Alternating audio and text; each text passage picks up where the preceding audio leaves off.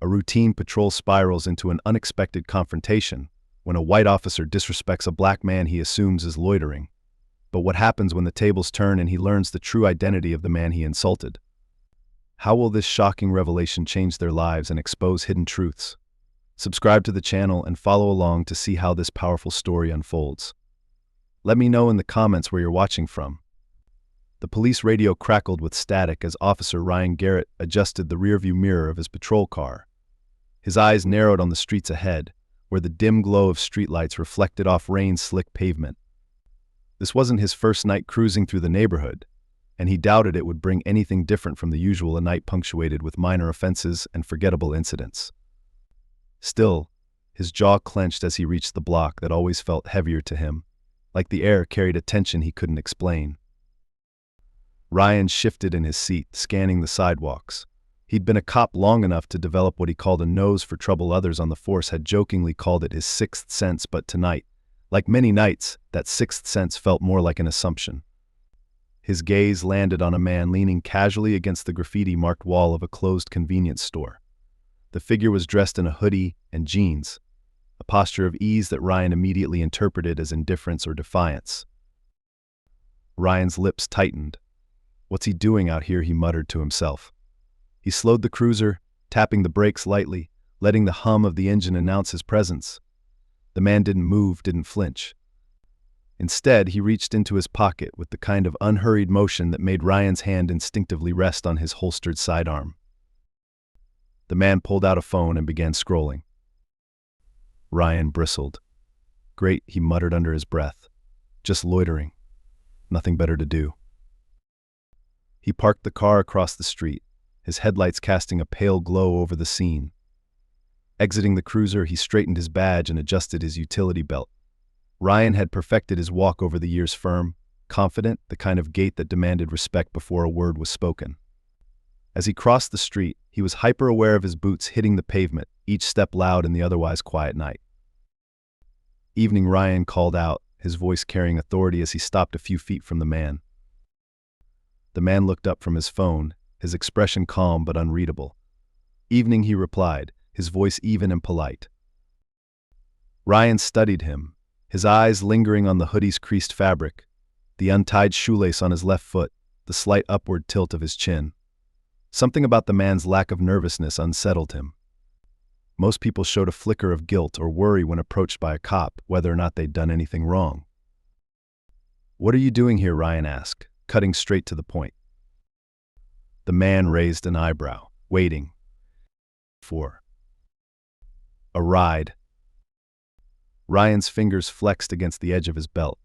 "You've got ID." The man sighed, slipping the phone into his pocket. "Why?" Ryan's stance stiffened.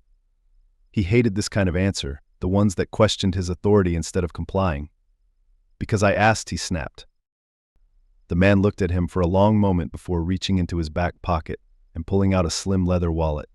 He flipped it open and handed Ryan a state-issued driver's license. Ryan snatched it, his eyes scanning the name Christopher Hayes. His photo was clean and professional, the kind taken at a desk job, not the kind Ryan expected to see in this neighborhood at this hour.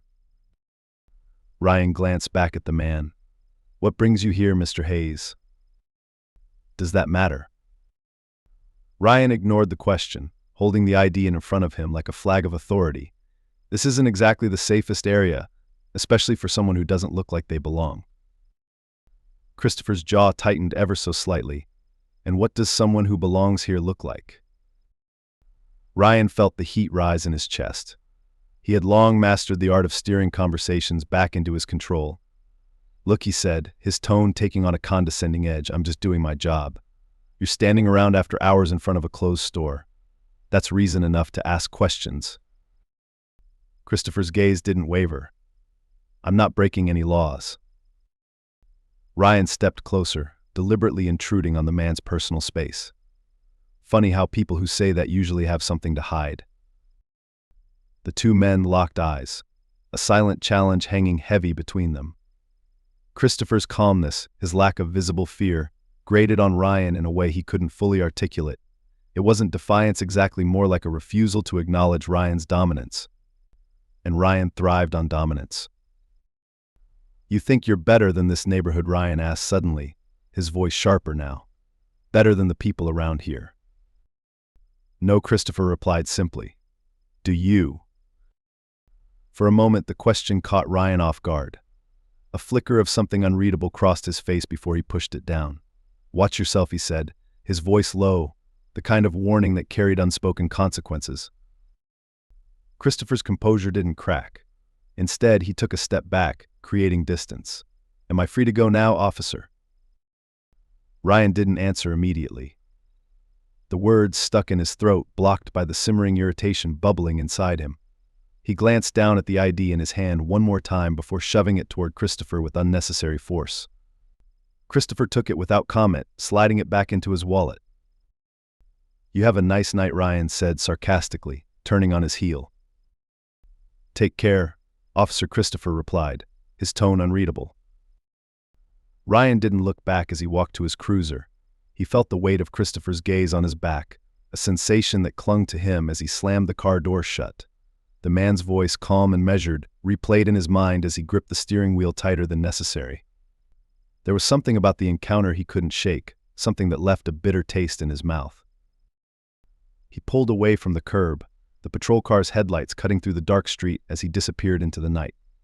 Behind him, Christopher stood in the same spot, unmoving, his expression unreadable.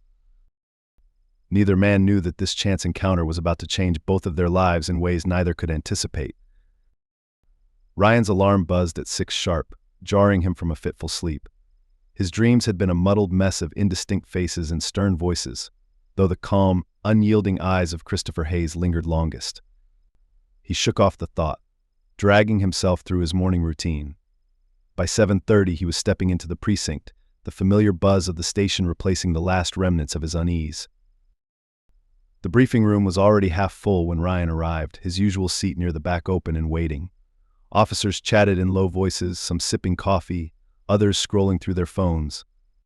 A few glanced up at Ryan, nodding in acknowledgement, but their attention quickly returned to their conversations. Ryan settled in, stretching his legs out under the table. Captain Marquez, a stocky man with a salt and pepper mustache and a perpetually weary expression, entered the room with a clipboard tucked under his arm. "All right, everyone, listen up," Marquez said, his voice cutting through the chatter. "We've got a lot to cover this morning, so let's get started." Ryan stifled a yawn as the captain launched into the day's announcements, routine updates on patrol schedules, a reminder about upcoming training sessions, and a brief overview of recent cases. It was nothing Ryan hadn't heard 100 times before. His thoughts began to drift until Marquez cleared his throat, signaling a shift in tone. "Now, before we wrap up," the captain continued, "there's one more thing I need to address. As some of you know, there have been concerns raised about our department's practices and its relationship with the community." Ryan straightened slightly in his chair, his interest piqued. "To that end," Marquez said, "we've brought in someone to help us address these issues and make some much-needed changes." The murmurs started immediately. Changes was a word that carried a weight most officers didn't like. Ryan leaned forward, his brow furrowing. Marquez gestured toward the door, and a figure stepped into the room. Ryan's stomach dropped. Christopher Hayes. He was dressed sharply in a tailored suit, his shoulders broad and his posture commanding. The room fell silent as he walked to the front of the room, his gaze sweeping over the gathered officers. His expression was composed, professional, but when his eyes landed on Ryan, there was a flicker of recognition, so brief Ryan almost doubted it. "Good morning," Christopher began, his voice firm but measured. "My name is Christopher Hayes, and I am the newly appointed chief of police for this department." The silence deepened, the tension in the room palpable. Ryan's hands tightened into fists under the table. "I'm here to work with you," Christopher continued, "to ensure that we're not just enforcing the law but also building trust with the community we serve. That means changes are coming, changes that I know won't be easy for some of you." Christopher's gaze swept the room again, his calm demeanor masking the steel beneath his words. "But I believe this department can lead by example. I believe we can rebuild that trust." Ryan's mind reeled. Of all the people in the world, how could this man he'd disrespected so blatantly the night before become his boss? He felt his pulse quicken, the heat rising in his chest as Christopher wrapped up his introduction and Marquez resumed speaking. The briefing ended shortly after, the officers dispersing in uneasy clusters. Ryan lingered in his seat, watching as Christopher was swarmed by higher-ranking officers eager to make a good impression. He stayed quiet, his jaw clenched, his mind racing. This wasn't just a chance encounter. This was going to be a reckoning. The following weeks in the precinct felt like a simmering pot ready to boil over. Christopher Hayes wasted no time setting his expectations. Memos were issued outlining new protocols, mandatory community engagement workshops were scheduled, and evaluations for officers became a topic of whispered dread. The changes were met with varying degrees of resistance, ranging from grumbles about bureaucratic overreach to outright hostility from the more entrenched officers. Ryan Garrett sat at his desk, tapping his pen against the wood. The sound of phones ringing and muted conversations blurred around him, but his focus was on the email glaring from his computer screen. Subject: Assignment Community Outreach Program. The body of the email was just as damning. Ryan had been assigned to oversee a youth mentorship initiative in a predominantly black neighborhood, a move he interpreted as deliberate punishment from Hayes. It wasn't just the assignment, it was the implications. Ryan's pride fumed at the thought of being sent to teach kids who, in his mind, didn't want to learn. "Everything all right?" Garrett Officer Daniels' voice broke through Ryan's brooding. The younger officer had swung by his desk with his usual upbeat demeanor. Ryan clicked the email closed with a sharp movement. "Just great, Daniels," he said, his tone clipped. Daniels glanced at him with a raised brow. "Outreach program, huh? That's different. Could be good, though. Build some bridges." Ryan glared at him. "Spare me the kumbaya speech, rookie. This isn't about bridges. It's Hayes throwing his weight around." Daniels hesitated, then shrugged. "Maybe. Or maybe it's about time we did something to clean up our image." His words hung in the air for a moment before he added, "You ever think this is bigger than us?" Ryan waved him off, unwilling to entertain the thought. "Save it for the workshop," he muttered. Daniels left and Ryan leaned back in his chair, rubbing his temples. He couldn't shake the memory of his encounter with Hayes on the street.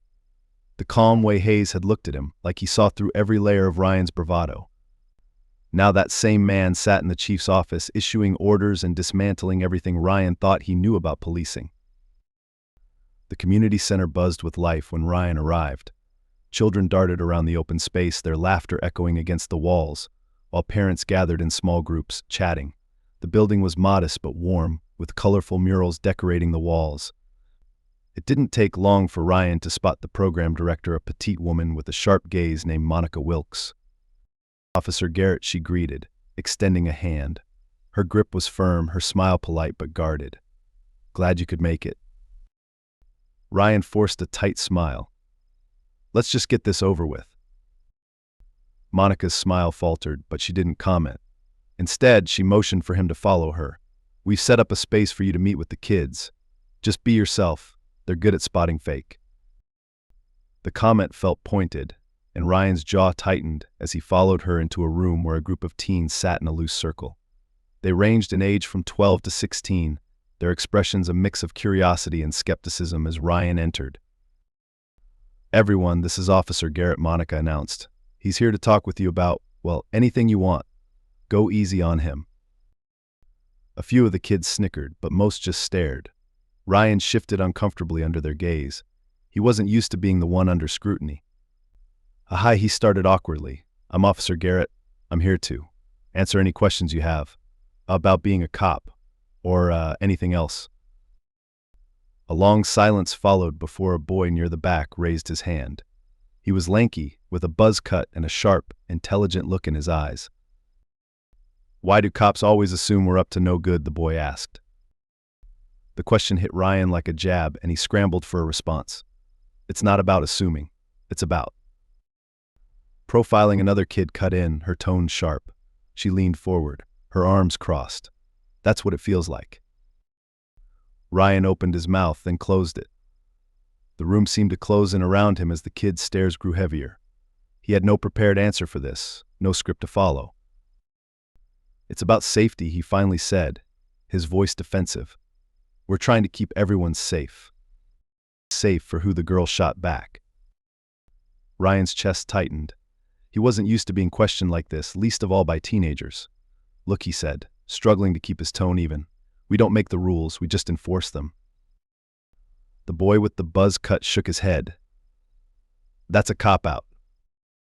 By the end of the session, Ryan felt like he'd been through a verbal boxing match. The kids were relentless, throwing question after question at him, some earnest, others laced with sarcasm. He left the community center with a splitting headache and a gnawing sense of unease. Monica caught up with him as he headed to his car. "Rough day?" she asked. Ryan exhaled sharply. "You could say that." She studied him for a moment. "You should listen to them, you know. Really listen. They're not trying to attack you. They're trying to make you see." See what Ryan asked, his frustration boiling over. "That they don't like cops? That they think we're the enemy?" Monica folded her arms. "That their reality is different from yours, and maybe that's worth understanding." Ryan didn't respond. Instead, he climbed into his car and drove off, her words echoing in his mind. Back at the precinct, Ryan's frustration spilled over. He vented to anyone who would listen, calling the outreach program a waste of time and Hayes' reforms unrealistic. "You think the chief's trying to make us social workers?" he ranted to Daniels later that evening. "We're not here to hold hands and sing songs. We're here to uphold the law." Daniels shifted uncomfortably. "I don't think it's about that, Garrett. I think it's about showing people we're more than just uniforms." Ryan waved him off. "Spare me the lecture, rookie." But as the days passed, Ryan found himself replaying the kids' questions in his mind. Their words, their accusations, their fear, they all stuck with him in a way he couldn't ignore.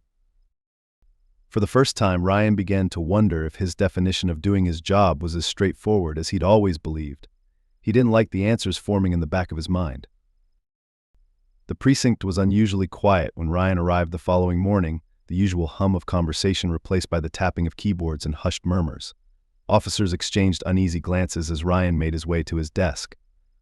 His gut told him something was off, but he chalked it up to another day of adjusting to Christopher Hayes' leadership.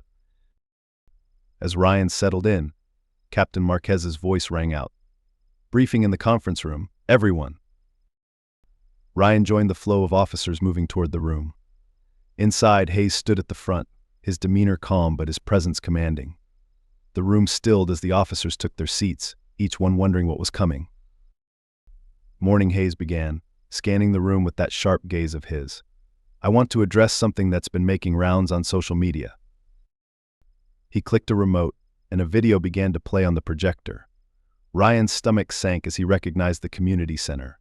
The footage was shaky, recorded from a phone, but it was clear enough to capture the session he had led with the teens. Their questions, his defensive responses, and the palpable tension in the room played out for all to see. The recording ended with Monica Wilkes' voice, calm but pointed. "You need to see their reality." A murmur rippled through the room.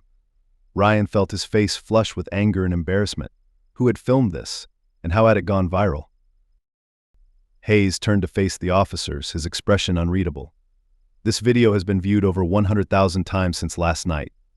The comments are exactly what you'd expect: anger, frustration, accusations that this department isn't doing enough to build trust." Ryan shifted uncomfortably in his chair, the weight of his colleagues' eyes on him. He wanted to speak, to defend himself, but the words wouldn't come. "This is why we're here," Hayes continued, his tone firm. "Because the community doesn't see us as protectors. They see us as enforcers of rules that often feel one-sided." Ryan's jaw tightened. "With all due respect, Chief," he said, his voice breaking the silence. "Isn't that what we are? Enforcers." Hayes' eyes locked onto his, sharp and unyielding. "We're more than that, Garrett. At least we're supposed to be." The room fell silent again, the tension thick enough to cut. Hayes took a step closer, his voice softening but losing none of its weight. "What you said in that room, the way you responded, it wasn't just about you. It was about this uniform. Every word you speak reflects on all of us." Ryan clenched his fists under the table, his frustration bubbling over.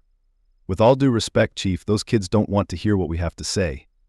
They just want someone to blame." Hayes didn't flinch. "Or maybe they just want someone to listen." The words hit like a blow, silencing Ryan. Hayes let the moment linger before addressing the room again. If we're going to change how this community sees us, it starts here. It starts now. The meeting ended, but the tension lingered. Ryan stormed out, his mind racing. He didn't trust Hayes, didn't believe in his reforms. But deep down, a small voice whispered that Hayes might be right. Ryan wasn't ready to hear it. Not yet. Ryan's boots crunched against the pavement as he exited his squad car, the sun setting over the neighborhood he'd once patrolled with indifference.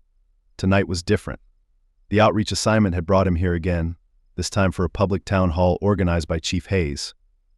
The event, held in a modest church, aimed to bridge the widening gap between the community and the police department. Ryan adjusted his utility belt and squared his shoulders. He'd come, not because he believed in the cause, but because skipping it wasn't an option. Still, the weight of the past weeks lingered on him, the questions from the kids, the viral video, Hayes' unrelenting focus on accountability. The church hall buzzed with life as families, activists, and local leaders gathered.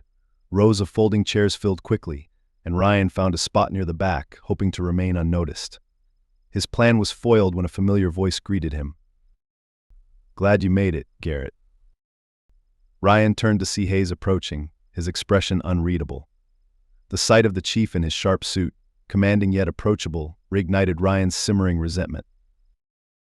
"Wouldn't miss it," Ryan replied tersely. Hayes tilted his head slightly, as if considering how much effort he wanted to spend on Ryan tonight. "I hope you'll listen. Really listen." Ryan gave a curt nod, and Hayes moved toward the front of the hall, where a panel of speakers awaited. As the event began, Ryan found himself surprised by the speakers' stories. A young black woman spoke of how her brother had been wrongfully detained and humiliated in front of their family. An elderly man recounted being harassed during his morning walks, treated as a threat in his own neighborhood. Each story was raw, layered with pain and anger, but also a deep desire for change. Ryan shifted uncomfortably in his seat. He'd heard complaints about the police before, but something about hearing them directly, in person, without the filter of reports or hearsay, hit differently. Then came the final speaker, a teenage boy who Ryan immediately recognized as the same kid who had questioned him at the community center weeks ago. "Cops like to say they're here to protect us," the boy began, his voice steady but filled with quiet frustration. "But what does protection mean when you're always scared of the people who are supposed to protect you?" The boy glanced around the room, his gaze landing briefly on Ryan. "It feels like we're invisible to you, like you see us as problems instead of people." Ryan's chest tightened. He remembered brushing off the boy's questions, dismissing his anger as misplaced. Now, he felt the weight of those words anew. When the boy finished, the room erupted in applause. Ryan clapped out of obligation, his mind racing. After the event, as the crowd dispersed, Hayes found Ryan lingering near the door. "What did you think?" he asked. Ryan hesitated, his usual defenses faltering. "I think they're angry, and maybe they have a right to be." Hayes studied him, his expression softening. "Change doesn't happen overnight, Garrett, but it starts with acknowledgement. Tonight was a step." Ryan nodded slowly. For the first time, he felt the walls he'd built around his beliefs begin to crack. He wasn't sure what would come next, but he couldn't deny the voice in his head urging him to take a harder look at the man he'd become and the officer he wanted to be.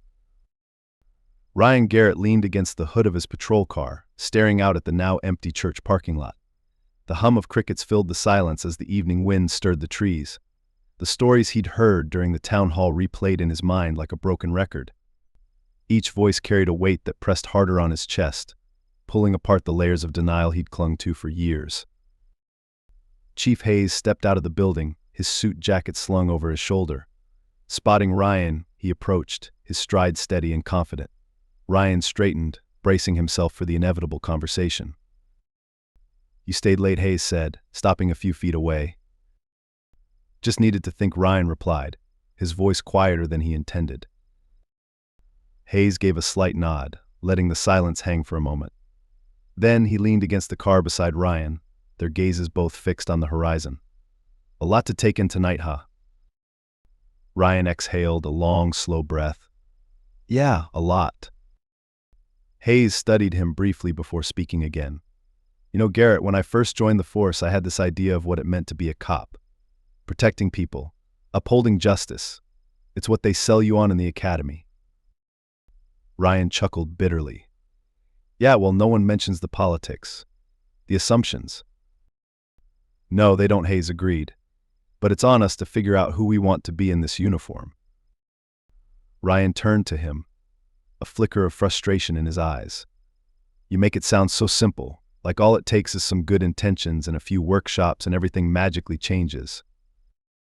Hayes met his gaze, unflinching. It's not simple. It's messy and hard, and sometimes it feels like it's not enough. But it's worth trying. Ryan looked away, the weight of Hayes' words sinking in. I don't know if I can do what you're asking. I've spent years on this job seeing things one way. Changing that. It's not just about flipping a switch. Hayes' voice softened. I'm not asking you to flip a switch, Garrett. I'm asking you to take a step. Just one step. Ryan spent the rest of the night wrestling with Hayes' words, replaying the boy's testimony from the town hall, and confronting his own actions. By dawn, he felt raw, like a storm had passed through him, leaving everything unsettled but strangely clear. When he walked into the precinct that morning, something was different. The usual noise of officers chatting and filing paperwork filled the space, but Ryan felt a shift within himself. He spotted Daniels at his desk, chatting with another rookie, and made his way over. Daniels, Ryan said, his tone more measured than usual. Got a minute? The younger officer looked up, surprised. Sure, what's up? Ryan hesitated, searching for the right words. That outreach program, I think I got it wrong. The kids, what they said, it wasn't just complaining. They were. Telling us what they need, what they want. Daniels tilted his head, studying Ryan with a mix of curiosity and cautious optimism. What made you change your mind? Ryan rubbed the back of his neck. I don't know if I've changed my mind, but maybe I've started to see things differently. Daniels smiled faintly. That's a start. Later that week, Ryan returned to the community center. The kids were mid-game in a chaotic basketball match when he walked in. A few paused, their eyes narrowing in recognition. The boy with the buzz cut, Tariq, was among them. You're back, Tariq said, his tone guarded. Ryan nodded. I am. Tariq crossed his arms. Here to lecture us again. Ryan shook his head. No lectures. Just thought I'd join the game. The kids exchanged skeptical glances, but one of them tossed Ryan the ball. He caught it, the weight of it familiar but awkward in his hands. You sure you can handle it, officer? Another kid teased. Ryan smirked. Guess we'll find out. The game started slow, the kids testing him with half-hearted passes and cautious glances. But as the minutes passed, their hesitation faded. Ryan found himself laughing as one of the smaller kids stole the ball from him with surprising agility, darting around him to score a basket. By the time the game ended, Ryan was drenched in sweat, his chest heaving, but he felt lighter than he had in weeks. Tariq approached him, a hint of a smile tugging at his lips. You're not as bad as I thought, Tariq said. Ryan chuckled. Thanks, I think. As the kids dispersed, Monica Wilkes appeared, her arms crossed but her expression soft. That was unexpected, she said. Ryan shrugged. Figured it was time I stopped talking and started listening. Monica smiled, the first genuine one she'd offered him. Maybe there's hope for you yet. In the weeks that followed, Ryan threw himself into the community initiatives with a focus he hadn't expected. He attended more workshops, worked with the kids, and even volunteered to help with local food drives. The work was humbling, challenging, and sometimes frustrating, but it also felt right. Chief Hayes watched from a distance, letting Ryan find his footing without interference. The two men had an unspoken understanding now, a mutual respect forged in the fires of conflict and growth. One evening, Ryan was called to a domestic disturbance in a quiet residential neighborhood. When he arrived, he found a young black woman and her partner arguing on the front lawn. Neighbors watched from their porches, tension thick in the air. Ryan approached carefully, his hands visible, his voice calm. Sir, can we step aside and talk this through? The woman eyed him warily but nodded. Ryan listened as she explained the situation, her voice trembling with frustration and hurt. He didn't interrupt, didn't assume, just listened. By the end of the interaction, Ryan had helped the couple reach a resolution, and the tension in the air eased. As he walked back to his patrol car, he caught sight of Tariq standing on a nearby porch, watching. The boy nodded once, a gesture of quiet acknowledgement. Ryan nodded back, a small but significant moment of connection. The precinct wasn't perfect, and neither was Ryan. But as the department continued its journey under Chief Hayes' leadership, Ryan found himself more willing to take those steps Hayes had spoken of. The road ahead was long and fraught with challenges, but for the first time, Ryan believed it was a road worth traveling. As he sat in his car that night, staring out at the city he served, Ryan thought back to Hayes' words, "It starts with acknowledgement." He started the engine, the hum of it steady beneath him, and drove into the night with a quiet resolve. The work wasn't finished. It never would be. But he was ready to try.